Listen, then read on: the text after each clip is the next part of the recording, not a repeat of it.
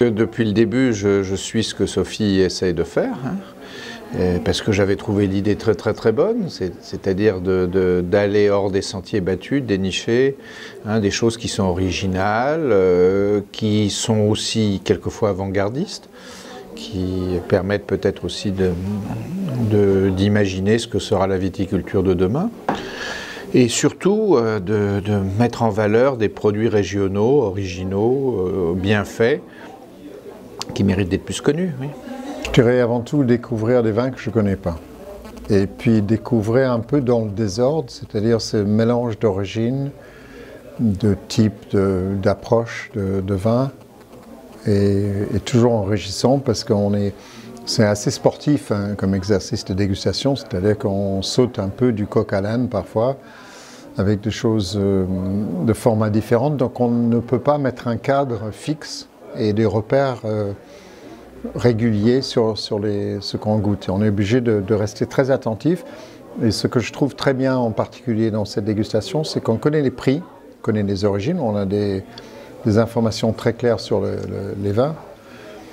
Après, les méthodes que les uns et les autres utilisent, ça m'est complètement égal. C'est le résultat qui compte, mais le résultat est fonction des possibilités de l'endroit et des cépages bien sûr qui vont avec, et puis du prix au consommateur.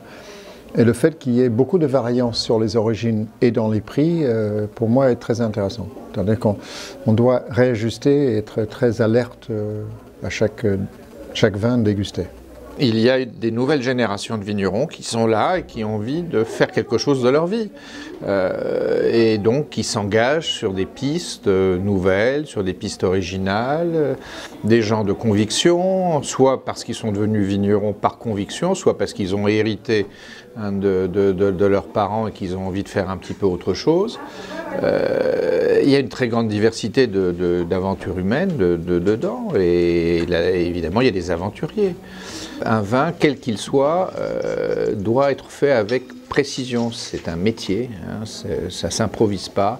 Le ferment, il faut le contrôler. Et ce que j'aime beaucoup chez Sophie, c'est qu'elle aime les vins bien faits.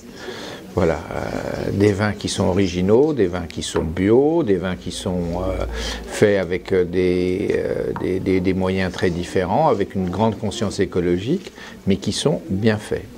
Qui ne sont pas des ersatz de vin. Alors de temps en temps, il y en a 3 ou 4 qui sont un peu bizarres, mais bon, ça fait partie de la règle du jeu. Avant tout, je goûte comme amateur de vin. Est-ce que ça me plaît ou pas? Bon, après, c'est l'intensité, l'équilibre, la longueur, enfin les choses très classiques. En tout cas, ce qui est important, c'est d'avoir des vins qui ont une personnalité forte. Je trouve que les vins lisses, sans aspérité, on en rencontre beaucoup, il y en a parfois de très bons, très bien faits. Ce qui est intéressant, c'est les choses qui sortent un peu de l'ordinaire, et ça, c'est vraiment la motivation principale de venir à cette dégustation. Et le vin est intéressant par sa diversité. Et ça, c'est peut-être un des points forts de cette dégustation, c'est la diversité des origines et des approches du vin.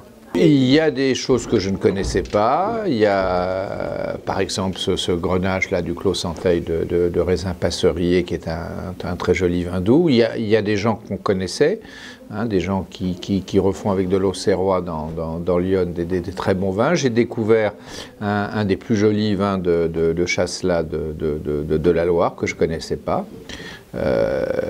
Oui, on découvre des choses. Il y avait un très joli vin de Marcillac là, de Fer Servadou qui montre que sur ces terroirs-là, on fait un vin plein de charme, de finesse. Il y a le renouveau des Carménères, qui sont des cépages bordelais anciens, qui, grâce au renouveau de mode de l'Amérique du Sud, redeviennent un peu à la mode en France, pourquoi pas. Là, on recrée un peu de diversité, là où on avait peut-être trop simplifié. C'est vrai, et ce sont des découvertes, et qu'Autrement Vin permet de faire, bien sûr. Dès qu'un vin m'accroche, j'ai envie d'aller en savoir plus.